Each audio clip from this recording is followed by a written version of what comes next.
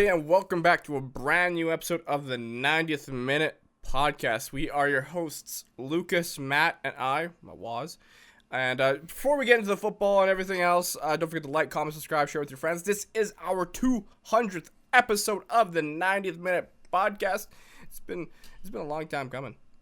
Yeah, over 3 years. Our 3-year anniversary was just like a week or two ago. I know we'll have a video of Liam later. I think he's at work during the recording of this podcast. Greg, we don't know what happened to Greg. He decided to kind of go lost in the mountains. Yeah, apparently he decided to go hiking. If he doesn't return, we'll replace him with one of you guys. Don't worry about it. Yeah, we'll get Thry Guy. He's got a beautiful voice, succulent. Okay, that was awkward.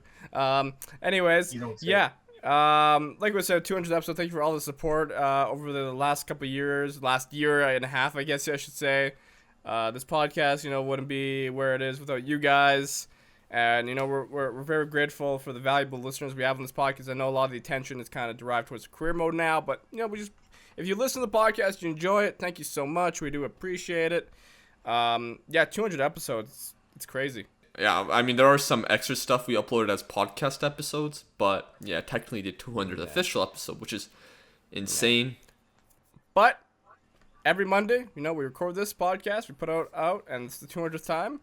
And, shame on Greg and Liam for actually not being here. You guys should schedule your activities better. Disgrace. Frauds. Hashtag fraud watch. Liam, you were here for the first episode. You can't even make the 200th? That first episode was so bad. It's okay. I understand it was bad, but you know what? The guy's a disgrace. He was in the kitchen, yeah. But breaking news, actually, there's an important PSA right now, brought to you by Manscaped.com. This is your public service announcement. The news you've been waiting for. The Manscaped engineering team has confirmed that they have successfully created the Lawnmower 4.0 trimmer, which is now available for purchase in USA and Canada at the moment, not in Europe as of now.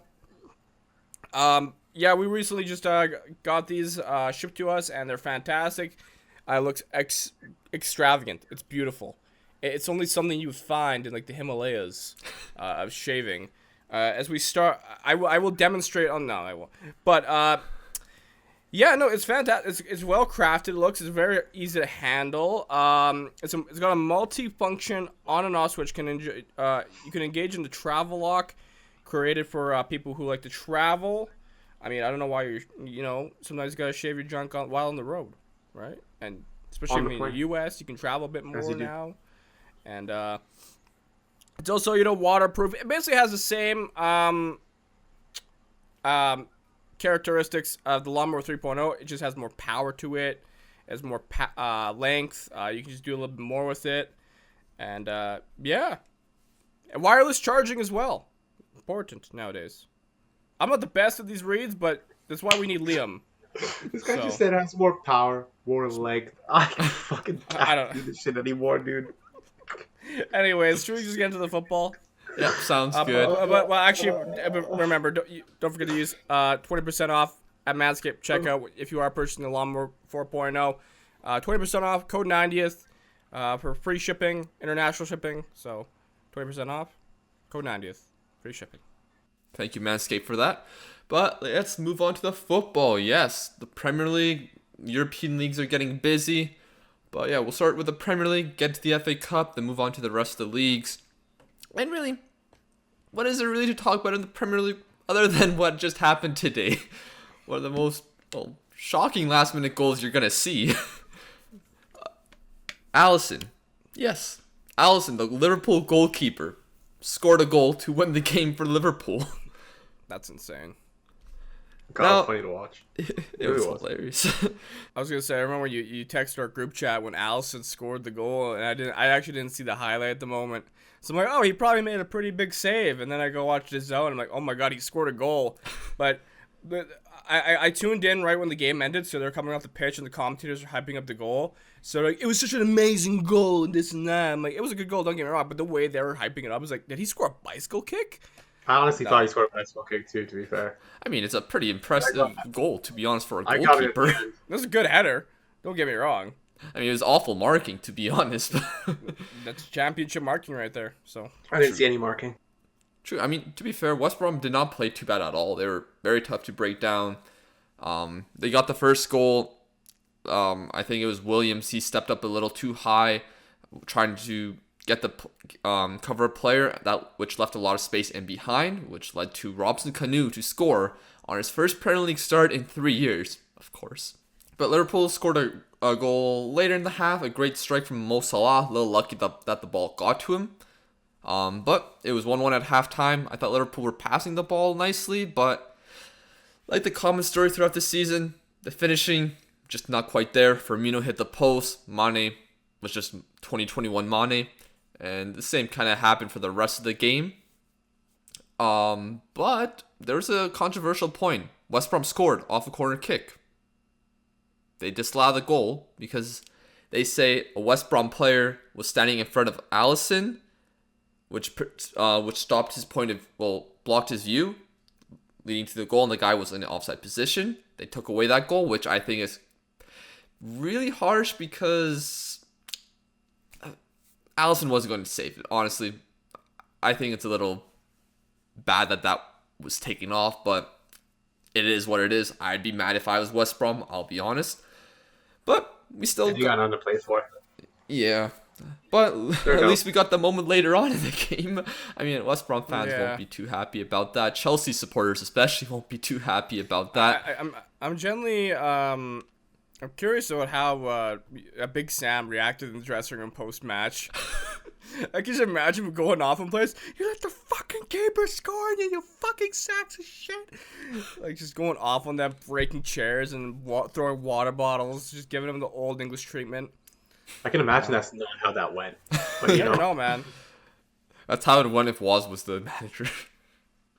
No, let's just hide in the corner. I mean, but yeah, the result for Liverpool, 2-1 victory. It was very emotional watching Alisson after the game. Of course, he was very emotional afterwards. Of course, his father did pass away earlier this year. He mentioned that in the post-match interview.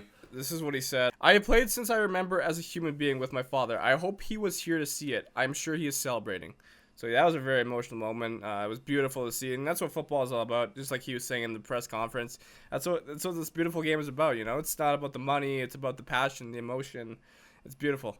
Yeah, it was, and of course, with the top four race and everything, with the results that happened midweek, including Leicester City defeating United, and United also losing to Liverpool, which was nice. That leads everyone on 36 matches played, I think, and Liverpool are still 5th place. But 1 point behind Chelsea, 3 points behind Leicester City, and Chelsea and Leicester play each other this Tuesday. It's going to be huge, especially considering what happened in the FA Cup final between Chelsea and Leicester. We'll also obviously get to that. I guess to sum it up, this whole weekend's been kind of an emotional roller coaster for a couple clubs, Liverpool and Leicester especially. Yeah, but it's United are pretty much secured second unless if they lose more matches in a row, which would be pretty funny. But yeah, surprised. I feel like if Liverpool win their last 2 matches, they get into Champions League no matter what happens between Leicester City and Chelsea. But of course, you still have to get the job done. If you look at the table, Liverpool currently has 63 points, Chelsea in 4th with 64, Leicester in 3rd with 66. United thinking they're safe with 70 points. All right.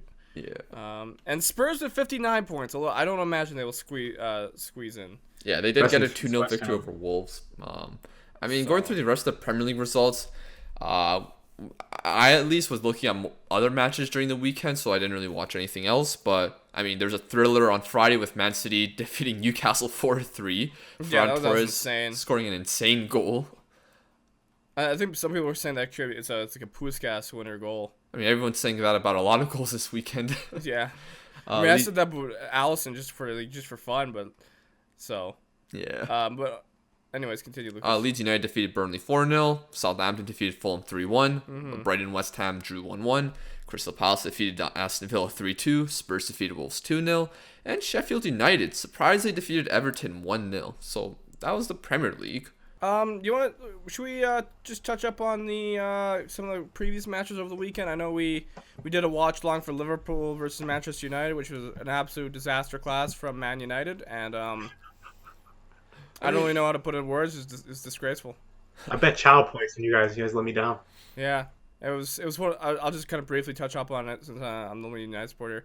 It was basically everything that could go wrong for United went wrong in that match, aside from some of the goals. I mean, Bruno, he kind of created a goal. It was a great start, and then we just couldn't control the pace of Liverpool, it seemed, and we were very disorganized, and without some of our key players, like even Harry Maguire, kind of I guess maybe shown that we kind of do rely on him for that kind of calmness in the back at times. He's the kind of good vocal leader there.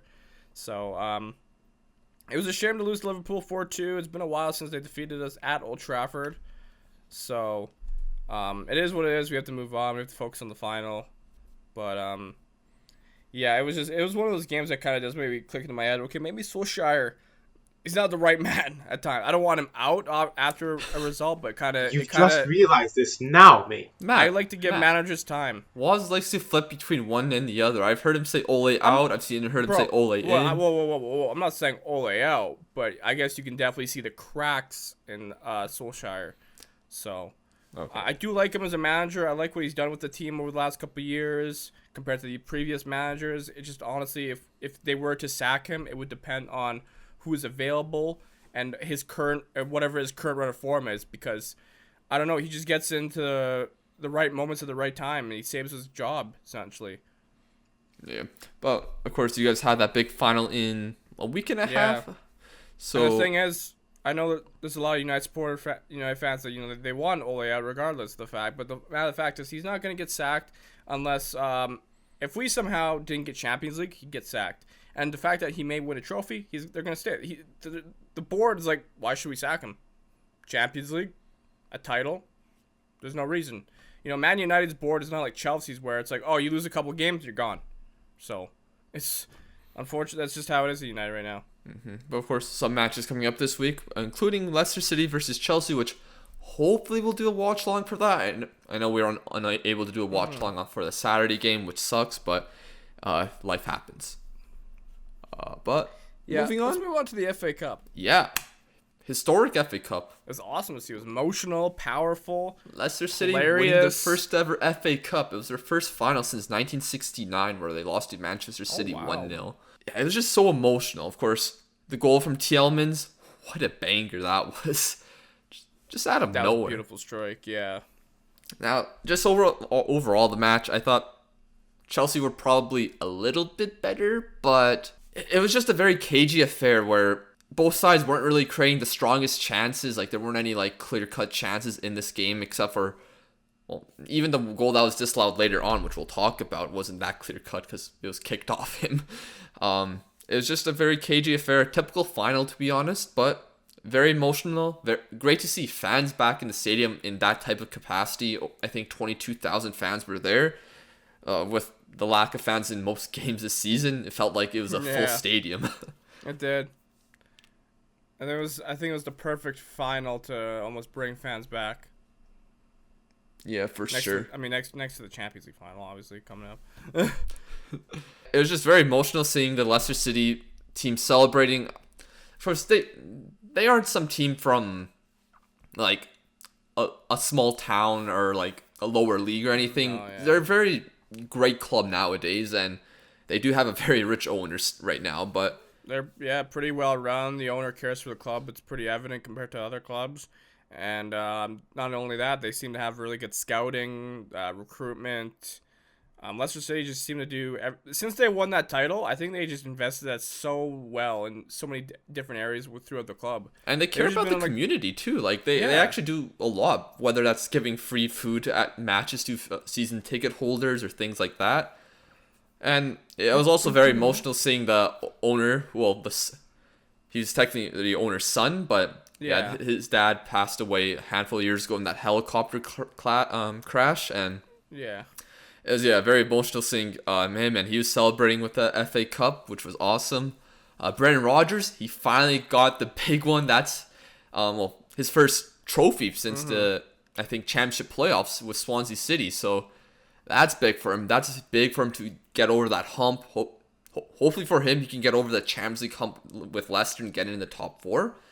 And in the future, he still needs to get over that European hump where he gets eliminated at stages where he shouldn't, but that's for a future challenge. You got to celebrate what he did now and what he's doing with this Leicester team. Mm-hmm. No, yeah, I guess it's fair to say it's just an emotional week across Europe, I guess, even in Dortmund. We'll get to that later, obviously. But, yeah, it was just fun to watch. For me, I always enjoy watching teams that are not out of the Big Six win a cup like the FA Cup. I mean, like I said, if it's not United, I hope it's a Leicester or like even, back at Wigan years ago. It's just nice. It's not your typical winner. Mm-hmm. And I can see Leicester winning this cup a couple more times in the future, probably, with the way their club is going, because it keeps progressing on like a steady hill incline. So I mean, that's hard to say. We've seen Arsenal win this cup when they haven't been the best run team recently. Well, yeah, but it's like we know Arsenal. This is Leicester. At least are competing for the top four now, year in year out. I mean, when they won the Premier League, 2016, they didn't qualify for the Champions League the year after. But Brendan Rodgers has put this club in a good spot to compete with the top clubs in Europe. People are now wondering, is this a top seven, a big seven? I don't know yet, but Matt, your dad is a Chelsea supporter. How was he feeling after the match? I mean, pretty indifferent. Surprising. He just did. I think he's focused on the Champions League. He just to be fair, we should probably talk about that goal, the last minute offside goal. What did you guys think of that? Because leading up to the first goal, Perez blocked it. It hit his knee, then it hit his arm. I missed that. But I know there was a bunch of Chelsea fans complaining about that one initially. But based on the rules and based on what we've seen this season, if it hits a body part that's not the arm, then the arm, it's not a handball. So there's that. Interesting. But the last one where it was marked offside by looks like a couple inches. Yeah. I mean, it's harsh. We've seen those knocked off before, though. It sucks for Chelsea, though. That does suck.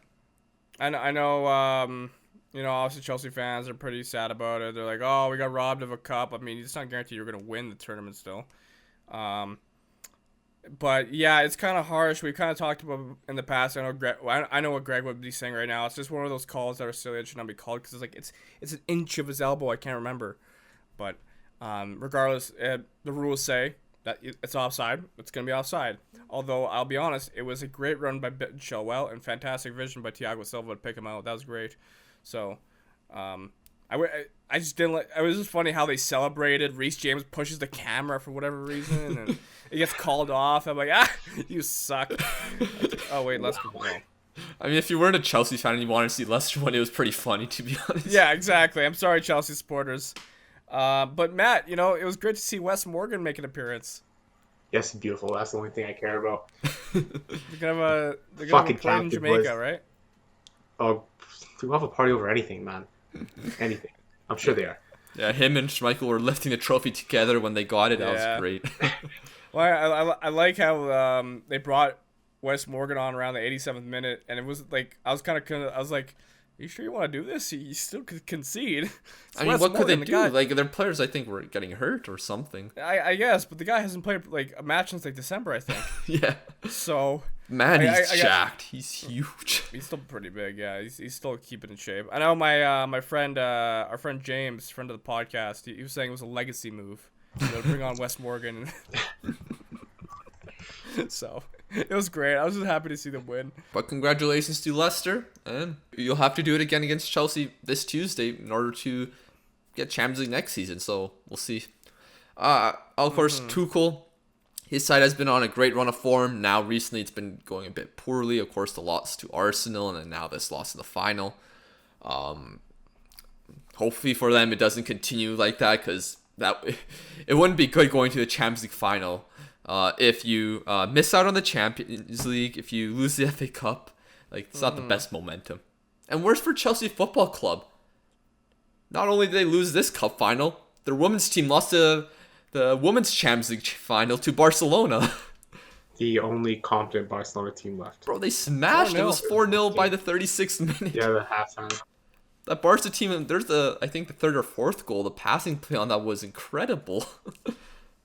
And people say women's football's pish. Come on. Yeah, congratulations to... can get its point. So, big ups. Oh, it's a title. It's a good segue because we'll talk about La Liga now, as Barcelona lost 2-1 to Celta Vigo, which means great header by Messi. It was, but they won't be winning the La Liga title this season. I mean, I'm not surprised that we're not winning the La Liga title, but like when it's like dangled in front of you and the other two teams competing for it fucking suck too, it's kind of hard, you know.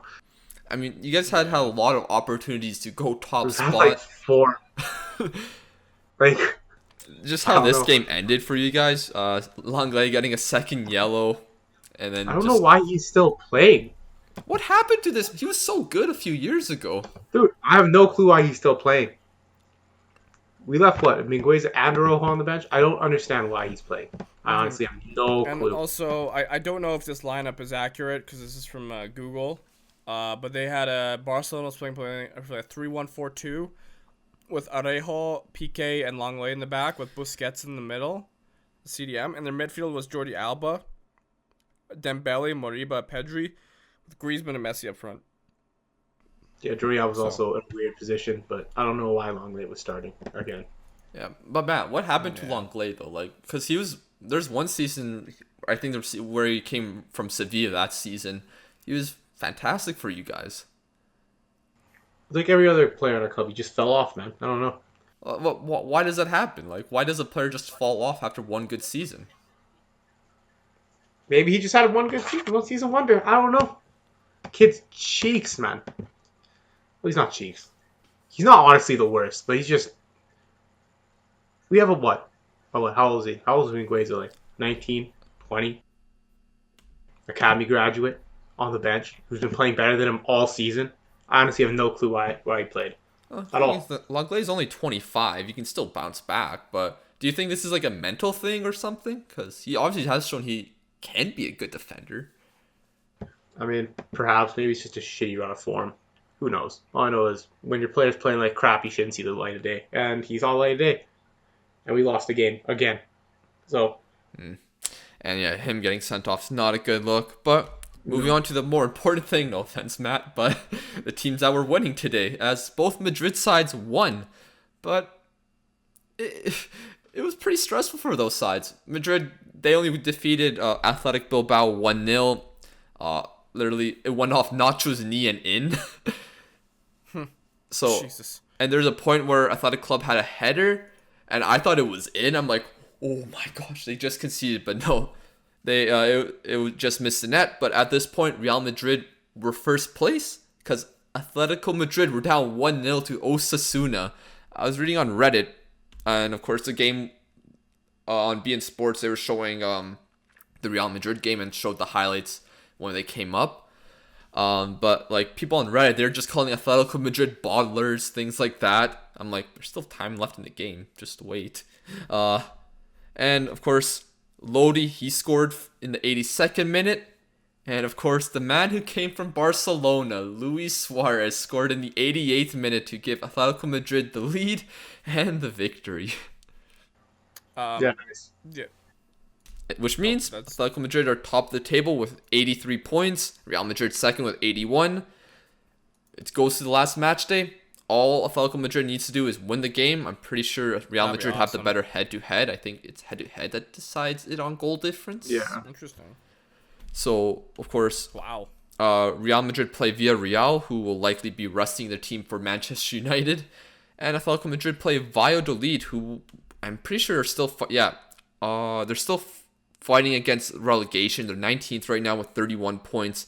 Huesca are 17th with 33. So it's not a given right now. Atletico Madrid could lose. I mean, They Villarreal fucking better fucking not.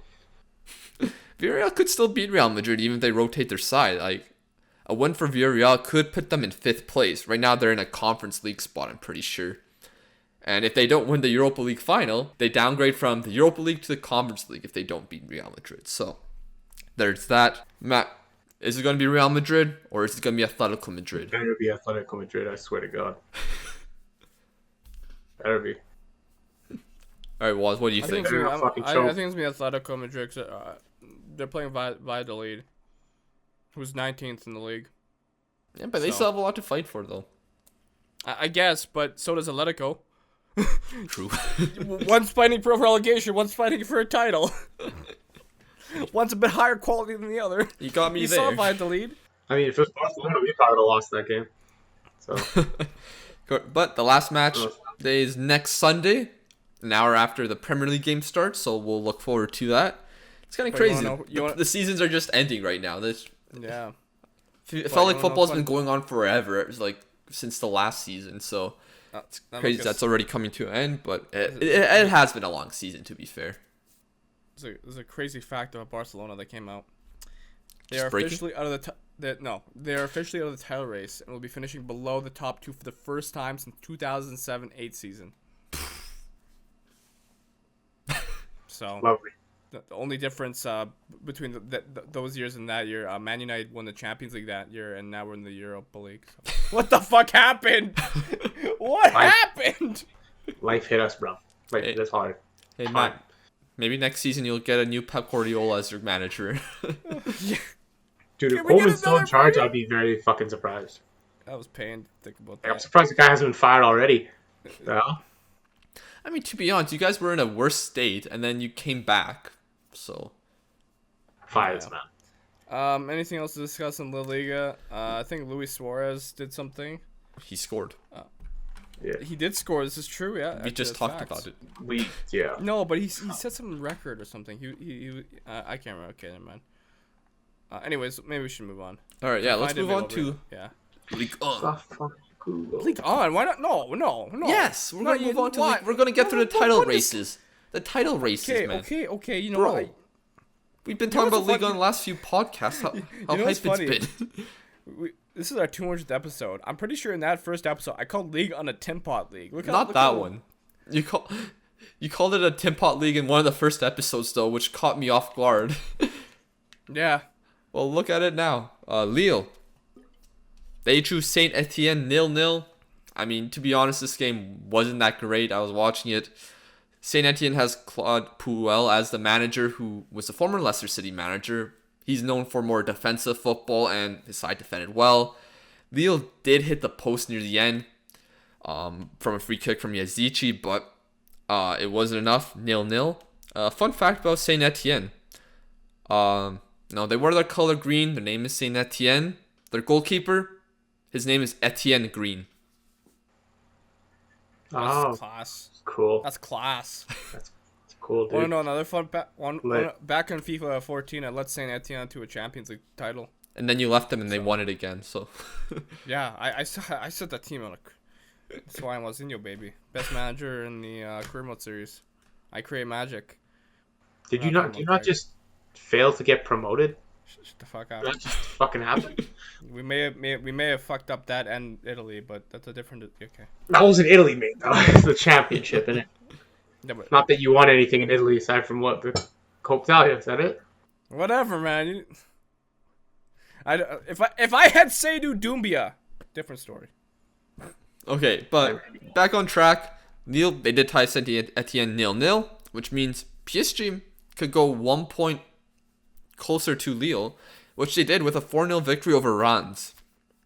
Now, Rennes, they got a red card, I think a very harsh red card, since Mbappe's shot on goal wasn't actually going on target. It was actually going to miss the net, but it hit the guy's arm. The ref gave a red card, and Neymar, of course, scored the penalty, and PSG scored 3 more goals, which means Lille, like I said, are still in first place, up by only 1 point. They play Angers on the last weekend of the season. They need to just match PSG's result. So just try to win. I mean, don't try any nonsense of trying to draw or anything like that. That never works out. Just ask Benfica. But PSG, they do play a relegated threatened club next weekend, I believe. Brest, who are just a couple points ahead of the drop. Or at least you probably throttle them too. I mean, you'd expect them to win. But you never know with this PSG side this season, man. And they gotta focus on Champions League anymore. Yeah, that's true. But of course, for the Champions League spots, Monaco defeated Rennes 2-1, and Lyon were in a thriller. They defeated Nimes 5-2. So Monaco are in third still, and Lyon are in fourth. So, Woz, we can move on to what you want to talk about. The Bundesliga has been, in Germany in general, has been beautiful, man. The Bundesliga. Robert Lewandowski somehow did not break the goal scoring record by Gerd Müller. He did tie it. Which is great to see, and to see the Bayern fans or his teammates create like a guard of honor when he scored that as a celebration. That was pretty cool. But yeah, so essentially what happened is Bayern Munich took on who was it again? Freiburg, and that was actually a very exciting game. I was watching it. It was a 2-2 game. Yeah, very back and it was forth. very back and forth. And you think, it's Freiburg versus Bayern. Bayern should smack them like 5-0. No, that wasn't the case. But yeah, Lewandowski did tie Gerd Müller's record, as I said, with 40 goals, Bundesliga record, with a penalty in the 26th minute. And then later on, he was actually very close to scoring and breaking the record multiple times, but the goalkeeper for Freiburg turned into Leviashin, and Lewandowski turned into Timo Werner for a bit. He had open net chances, and just somehow it's like, no record tonight. No. So. It's okay. He plays Augsburg next week. He should pocket it then. Let's hope. And yeah, that was it. Great game. I would say I enjoyed it. I woke up a bit early to catch some of the game. And then, of course, today, big news coming out of Dortmund. Dortmund have qualified for the Champions League by defeating Mainz 3-1. Dortmund have had a great week. Before that, they won the DFB Pokal, which is very emotional. Lukasz Piszczek, he lifts his last trophy. Great scenes. Also, Marco Reus getting another trophy with Dortmund. Beautiful to watch. Like we said at the beginning of the podcast, it's just been an emotional week in football, I swear to God. And for all the right things. Right? It could get even more emotional next weekend as well. What's happening? Well, I mean, Liga and La Liga, the underdogs winning the title, that would be pretty emotional. They better fucking win it. But other things in the Bundesliga, of course, I did watch a bit of the Dortmund game. Guerrero's goal was fantastic. A lovely assist from Jadon Sancho there. He's just been on fire at the end of the season. Schalke, surprisingly, they won. Now they win? They defeated Frankfurt, who were fighting for a Champions League spot. But Frankfurt, ever since their manager has been announced to be leaving at the end of the season, they've been crap. So they lost 4-3. And Wolfsburg, they drew Leipzig 2-2. And funnily enough, Liam last week predicted that Dortmund will finish third place and not just get Champions League football, but finish third place. And right now, Dortmund are third place. Unfortunately for him, not the right bet to make, or not the right bet to get right. I'm surprised he's honestly getting one right at this point. Honestly, yeah, same. He used to be good at predictions, and now he's just gotten worse. Sorry, Liam. Other news from the Bundesliga, though. Waman did indeed get a team this season. He's still recovering from an injury right now, so. Who cares? No, yeah, but the big news is that he got a team of the season, Lucas. Waman. That's all that matters. Big ups, EA. And I got Alphonso Davies. Oh, that's good. Yeah, I got him in the player pick thing. It was great. That's the only positive that happened to me today in FIFA. I would not like to. I don't want to discuss the other. What else happened? Did you not get goal 2? We did not get goal 2. What did you get? Goal 3 at least? Goal 3. We had 7 games. The 7 games were made. So you lost 6? And won 1, yes. You lost 6 games today. I don't know what happened, man. Mate. Once I hit that goal, once I hit goal 3, the competition after that and that ELO or whatever it's called, I just can't compete sometimes. I swear. It didn't help that a lot. I clearly would couldn't compete. But some fucking kid beat me in a penalty shootout with bullshit, and I guess mentally I wasn't there, right? So I wasn't mentally prepared. I'm a bottle dog. Shocking, bro. 1-6. Maybe I should. Yeah. All right, I just want to finish the Bundesliga discussion there. Commercialization was. But I just want to get your perspective on this, guys. So, you're Terzic, the Dortmund intern manager. Now, during your beginning of your internship, Marco Rose, the Gladbach manager, gets announced as your manager for next season. You know you're the intern manager for the rest of the season. I think you'll likely become the assistant manager to Rose next season. But then you go on this great run. Like, your side's out of the Champions League at the moment, but then you go on this great run. You go win nearly every game near the end of the season. You compete well with Manchester City in the Champions League, and you win the DFB Pokal. How do you feel about? I mean, if he has any shed of humility, he'll stay as assistant manager, do his goddamn job. Guy won 10 games. I think it depends on how ambitious he's feeling. Does he feel like he can go maybe somewhere else and progress his career? He's an interim manager. He should chill a bit. Yeah, like he's definitely kind of. It's kind of like an audition. It's like I can do this, but like, can I do this with another club that's not Dortmund? You know, and he knows Dortmund quite well all season long. Yeah, right. So you should stay put. Just stay maybe stay put as assistant manager. Learn under Rosa, and so you say Rosa? I think it's Rosa. I don't know. It's okay. Austrian, I think, or no, he's actually German. One of my old Football Manager game, he was a legend at one of the old Leipzig clubs. So actually, you know, cool thing about what's his name? Terzic. Terzic. He was actually at the last time Dortmund won the Pokal. Well, not last, but in 2012, he was in the stadium as a fan watching them win the trophy. Yeah, he's literally from the area. He's grown up as a Dortmund supporter. So maybe his ambitions really cool. is become the manager of Dortmund officially after Marco Rosa leaves, whenever that is. Mm-hmm. Yeah, that's a better plan. That's probably a good plan. It would be a great fairy tale there. But we'll move on. We'll finish off the leagues. Okay, I want to finish off the leagues. There was Serie A. Yeah, let's go Serie A. Because that's the last one left. Well, the Champions League spots are getting a little more spicier. Atalanta, they've confirmed that they'll be playing in the Champions League once again next season. So huge congratulations to them. They defeated Genoa in a crazy counter 4-3. Napoli, very early match they played this morning. They defeated Fiorentina 2-0. They just need to just do a better result than Juventus next weekend, and they'll be in the Champions League as well. Juventus, they're in a crazy account where Inter Milan, they won 3-2. Apparently there was penalties given that probably shouldn't have been given. I haven't been able to watch this one yet, but it's 2 red cards. Multiple penalties, but Juventus, they're still 5th place because AC Milan, they're in 4th place. But dude, they're going to be the Champions League because they got to play Atlanta next year, and that team is just bottling everything. So yeah, AC Milan, they drew 0-0 to Cagliari. Yeah, they could have confirmed Champions League. Mm-hmm. Now it goes to the last game of the season. They likely have to beat Atalanta because Juventus, they'll probably win the last match day of the season. No offense to Bologna, but I mean, Bologna don't have anything to play for. You never know with Juve this year. With Juve this season, you never know. Bologna you can honestly play for pride. I'd get a lot of. I'd be very happy if I knew I was the club to stop Juventus from going back into the Champions League. So you can be that club. You can get headlines and be praised as heroes. Well, let's get throttled by Ronaldo. Well, yeah, you get throttled by Ronaldo. How often does that happen anymore? A lot. I mean, the guy has 29 goals in the league in it. Okay, maybe. Quite a few, bro. Maybe I'm a fraud. Okay, I'll stop talking. Guys, so nice. But of course, just to sum it up, Atlanta, they play Milan next weekend.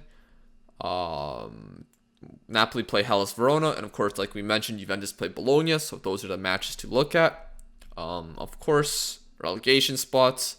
It's likely that's going to be Benevento getting relegated with Crotone and Parma. Benevento.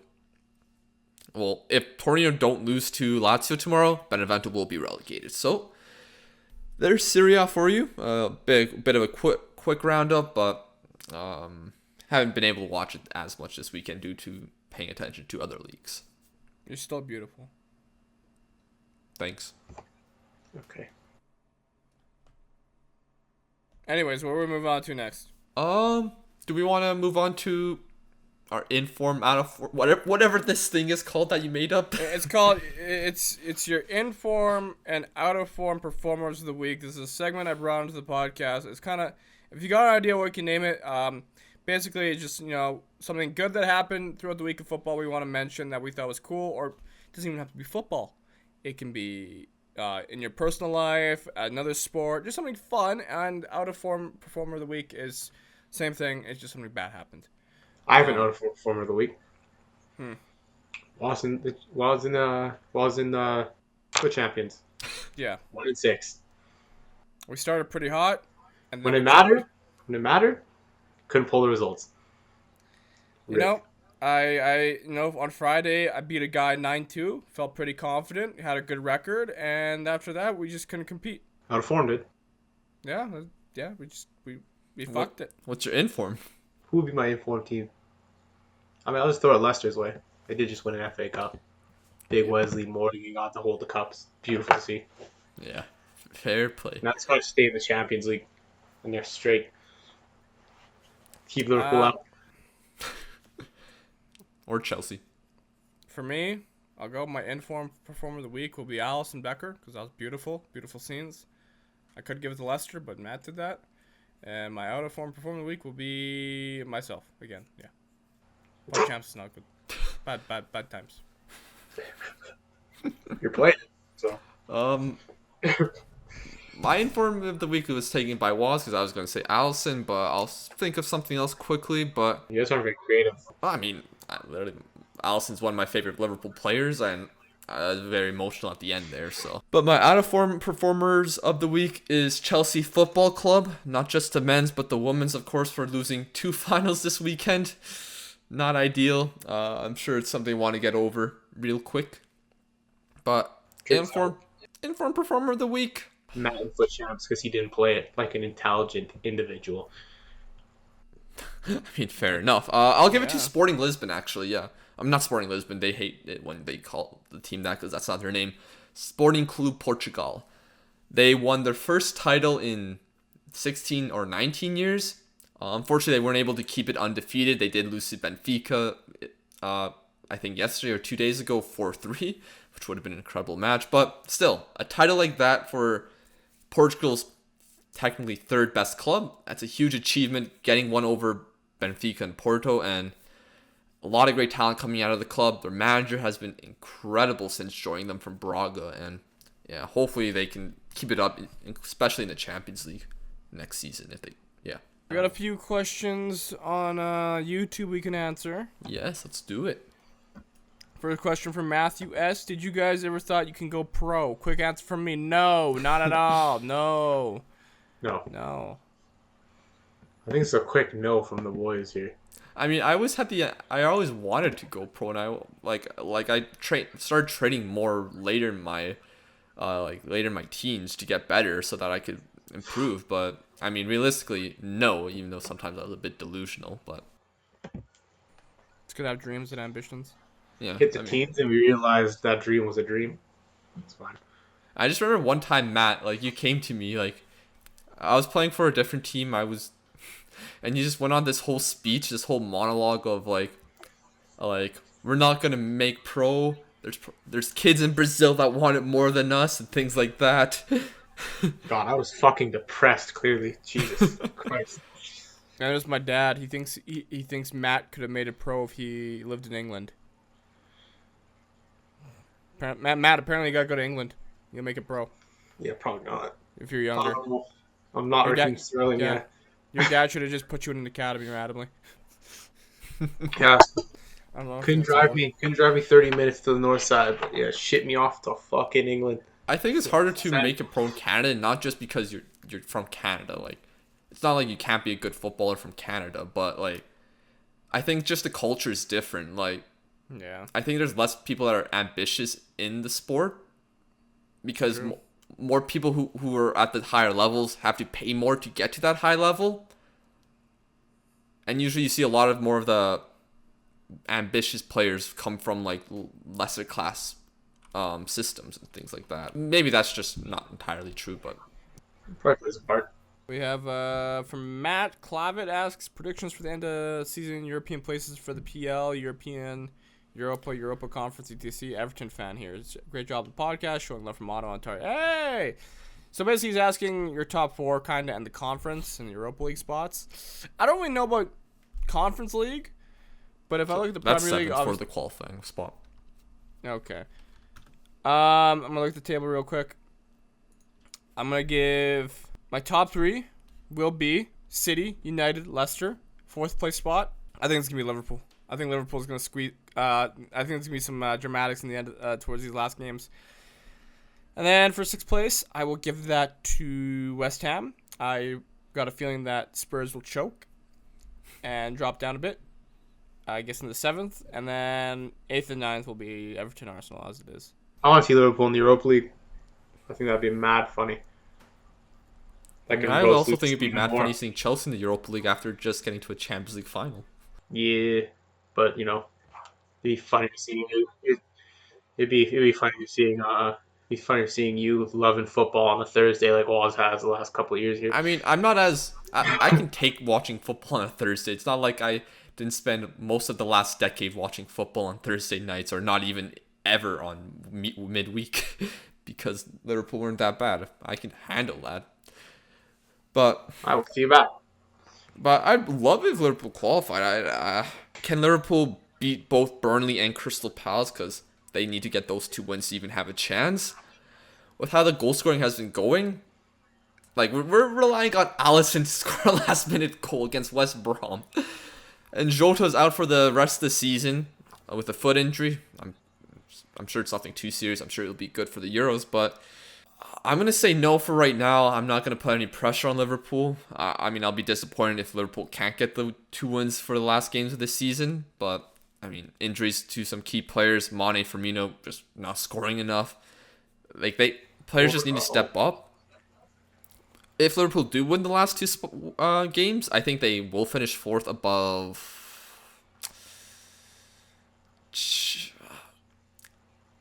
probably Chelsea. I think Chelsea and Leicester are going to draw on Tuesday, which would mean Chelsea would only have a 2-point advantage before Liverpool's matches. And for the rest of the table, I think it's going to stay the same. Leicester 3rd, Spurs 6th, West Ham 7th, Everton 8th, Arsenal 9th. I want it to stay Liverpool in 5th, top 4 same. Tottenham can fuck off to 8th. Let's see Everton hit 7th. And West Ham, the boys better get to 6th, I swear. I've had enough disappointments with my other team today. Can't have it again. That's how I'll put it. Give some love to Everton. Question for next time. What is your favorite football chants? For me, it's Will Griggs on fire. For me, it's pretty simple right now. Give it to Eddie Cavani. Pass him the ball and watch him score the goals. Probably messed up the end, but that's probably my favorite right now. Eddie Cavani. Pass him the ball. Watch him score all the goals. Probably that one chant that always used to annoy me in the F17 Stadium, sung by the same 4 dudes every single time. That's probably my favorite one. Stands out most in my head. I know Liam would love this question, but of course the fraud's not here. Yeah, sorry about that. Liam loves football chant. I've never cared about football chants, to be fair, but Liam loves football. I mean, my favorite's probably recent times when Salah joined the club and was on the incredible run of form of the amount of goals he scored in the season. The chant, Mo Salah, running down the wing. I like that one. God, how you guys sing is actually just turning me the fuck off. I mean, this is so bad. Bro, we're not trying to sing. It's too serious. Yeah, bro, you take yourself too serious on this, man. It's all good. I don't care about the series. The singing is so bad, dude. Of course it's bad. We're not Canada's Next Talent or whatever. Mo Salah, running down the wing. That's what I hear. It's just. I mean, I'm not comfortable to actually try to sing because that's even more. Go for it, man. Let it belt, as they say in Edmonton, Alberta. Let it fucking sing, bro. Hit it. That's a saying. Come on. Let it sing. I'm so lost. Can we move on? No passion. No vision. After the whole Super League drama has calmed down, do you think these clubs involved should be punished? If so, how? I mean, my club's still in it. I mean, I think there is a punishment being given up by UEFA. I think they're being they're 15% of their Champions League profits are getting taken away. I don't think it's 15%. I'm pretty sure it was just was it 5 or 10? Oh God. Which, I mean, in the grand scheme of things, isn't a lot for the clubs, but they do donate that to, I think, grassroots footballs, and apparently that would be a lot of money to the grassroots, which is kind of good. But yeah, I don't know if that's enough of a punishment for those clubs. No. But it is what it is. What do we expect, really? And in the grander scheme of things, it's not a strong a punishment, but realistically, it's just how, if you think about it, why would UEFA want to remove all these clubs from the Champions League? Because they know these teams bring in a lot of revenue already. So you take out all these massive clubs, United, Liverpool, Real Madrid, Barcelona. You know how much money they're going to lose? Even if they replace them with the likes of Leicester or Everton, they're not making that a fraction of what they would bring. So UEFA is still going to look at this from a monetary perspective. It's like, well, they lose and we lose. Who the fuck wins? So it'll be interesting what they actually do with Barcelona, Real Madrid, and Juventus, and whether that will stay or not. Plus, we know how greedy UEFA is as well. So if you could support a club outside of Europe, what would it be? For me, it's Man City, because Brexit means Brexit, as a man named Chusha once said. Justin says. It's a good fucking answer. I'll go with two. I go with my local team, FC Edmonton, whenever the fuck they can play, or the LA Galaxy, because I've seen them live twice. Since Luke's gonna waffle for a little bit here, it's Club America, boys. Forever and always in my heart, Club America. Atletico Ottawa. I honestly don't know if I was had to cheer for a football team outside of Europe. Come on, you join me at Club America, mate. I mean, I'd probably have to choose a local team or something. Maybe a South American team. I don't know, but I don't have a good answer for that other than a local team. Any Club America fans in the chat? Hit me up. What are your 3 favorite club legends, past or present, from your own favorite clubs? I guess mine will go. Mine's pretty easy, I would say. What was the question? Favorite club legends? Yeah, so mine, Sir Alex Ferguson, Robin Van Persie, and I would say Wayne Rooney, off the top of my head. Why that? Just because that's how I've been watching football, or paying a close enough attention to it since like 2012. So yeah, Gerrard's easily there. Fernando Torres was one of my favorite players when he was at Liverpool, so I'll throw him in there, even though after that I wasn't too happy. I could throw in Suarez, but I feel like I would have to choose someone from this current Liverpool side because they'll be considered legends. Either guys like Mohamed Salah or Alisson. Montescrato. Dyke. No. Montescrato's a fucking legend. You kidding me, bro? It's fucking Voldemort, dude. Scored more own goals than Somebody on my stream called me Voldemort the other day. I'm like, what the fuck? No, they call me John Joe Shelby with hair. John Joe Shelby with hair for now. That's your new name. I must have heard. Yeah, he's a legend. But yeah, I'll say either Alisson or Salah, but as the third choice. But I'm choosing 4. I'm sorry, I'm cheating. We already know Matt. Puyol. Dino. I don't even know. Would you consider Thierry Henry a club legend? Because we all know that's my guy. He's your guy. I don't know if he's a legend. This is my fucking guy. If he's not a legend, I mean, he's a legend. We know that, but is he a Barca legend? I don't want to pick anyone. I don't really want to pick anyone from the current Barcelona side. Although it's easy to say Messi, but I feel like Messi's in his own bracket. The guy is my club. Probably Iniesta. Definitely Puyol and Dino though. For certain, definitely Puyol and Dino. And if I'm allowed to pick Thierry Henry, I'm picking Thierry Henry. That's my 3. And I guess to finish it off, guys, what's your favorite 90th minute moment that you've been a part of? Me? Yeah. Just off the top of your head. Your guys is when I joined. Probably one that's clean in your guys' head. I'll go with the 4-0. Mine's when Liam got pied. We have a clip of that on this channel and also on our clips channel as well. But yeah, when Liam said that Aaron Ramsey would not join Juventus because he's not worthy of that club or something, and he did. I'd probably say the Serie A career mode, the whole thing, the whole fucking shebang. I don't think I've ever had the greatest time in my life. As you can tell, watch it back. If you want to see peak Matthew happiness, watch that career mode. I swear, you'll be entertained. Probably, maybe, probably not, but it's what it is. Other than that, Anyways, I think do we stop there? Yeah, let's wrap it up. Hey everyone, it is Liam here. Unfortunately, I could not make today's podcast. However, I just want to take a second to say thank you very, very much for helping us get to 200 podcasts here on YouTube as well as audio apps. Honestly, the 90th minute has come such a long way. If you go back to episode 1, you can see where we started, the three of us, myself, Woz, and Lucas. The past year has been insane for the channel. I want to say thank you to every single one of you who has subscribed, who has followed on Twitch and Instagram and TikTok, everything. Honestly, we can't say thank you enough. Who knows where this channel can go? With you guys' support, we really, really appreciate it. But yes, thank you for 200. Keep liking, keep checking out the channel, keep sharing, helping us get out there and tell your friends about the 90th minute. But for myself, thank you for being a part of the journey we are all on. Hope you enjoy the podcast. See you then. From all of us in the 9th minute, wherever Greg is, wherever Liam Well, is. not all of us, because Liam and Greg are missing. So just from us. Honestly, guys, just do better. Just from do us. better. I haven't missed a podcast in months. You guys are just putting yourself to shame. Only here for the career mode. I see how it is. I mean, I'm not really. But you show up. You're here, but at least you're here, you know? You're here in spirit as well. Yeah, So anyways, that's what we'll call it. from all of us in the 9th minute, thank you for 200 episodes.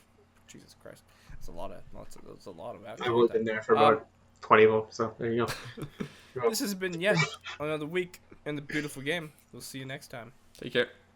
Peace and love.